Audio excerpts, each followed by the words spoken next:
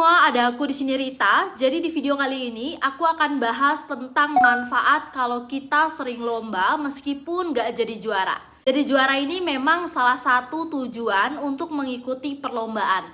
Tapi faktanya potensi untuk jadi juara itu lebih kecil daripada nggak menjadi juara. Misalnya ada 100 peserta lomba. Biasanya juaranya itu hanya 3 besar, juara 1, juara 2, dan juara 3. Berarti ada 97 peserta yang nggak jadi juara. Tapi meskipun punya potensi yang lebih kecil, itu tidak menutup kemungkinan kita untuk bisa menjadi bagian dari 3 besar itu. Tapi apa kalian tahu, meskipun kita nggak jadi juara, ternyata ada manfaat besar yang bisa kita dapetin. Perlu aku garis bawahi kalau ini berdasarkan pengalaman pribadi yang aku rasakan. Jadi aku akan kasih contoh yang lebih spesifik, yaitu lomba esai yang aku ikuti. Pertama kali aku lomba esai itu waktu SMA kelas 10. Ada banyak perlombaan yang aku ikuti dan belum pernah menjadi juara saat itu. Aku hampir setiap hari nulis esai, misalnya ikut lomba esai di instansi A, kemudian buat esainya dan dikumpulkan. Setelah itu aku langsung ikut lagi lomba esai di instansi B, begitu seterusnya. Jadi dulu aku punya satu buku yang isinya jadwal lomba esai, link panduan lomba, Instagram yang mengadakan, dan deadline lomba. Kalau ada ide yang lewat di pikiranku, itu langsung aku tulis di buku itu.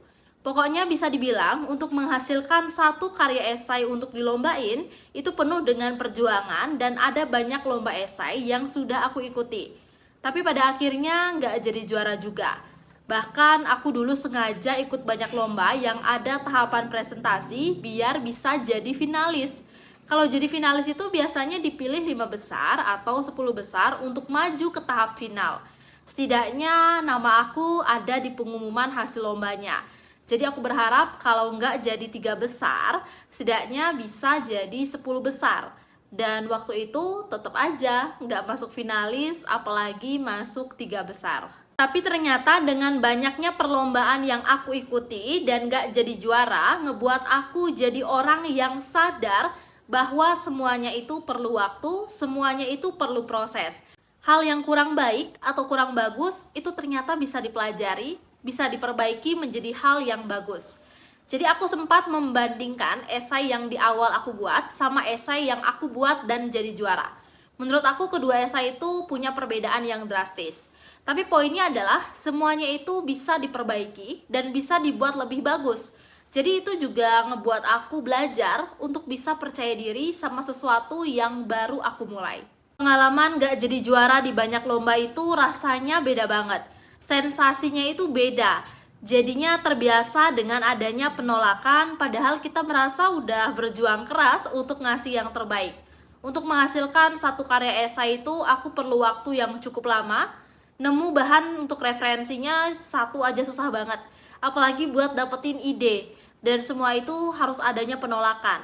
Terlebih lagi, karya esai itu nggak bisa dilombakan karena udah pernah aku lombain sebelumnya. Dan aku jadi terbiasa untuk nggak menyerah gitu aja sama hal yang udah aku mulai. Kalau aku saat itu stop untuk menulis esai karena udah nggak jadi juara, mungkin aku nggak bakal dapet dampaknya ini. Kalau manfaat waktu jadi juara ya pasti banyak juga. Aku dapat pengalaman, aku dapat piala, dapat uang, dapat sertifikat, dan banyak banget manfaat yang aku dapetin. Cuma ternyata dampak dari nggak juara itu juga nggak kalah besarnya. Oke semuanya, jadi gitu aja video dari aku. Semoga kalian semangat terus untuk ikut lombanya, lomba apapun itu. Karena ketika kalian nggak jadi juara pun, secara nggak langsung kalian sudah dapat manfaat yang luar biasa.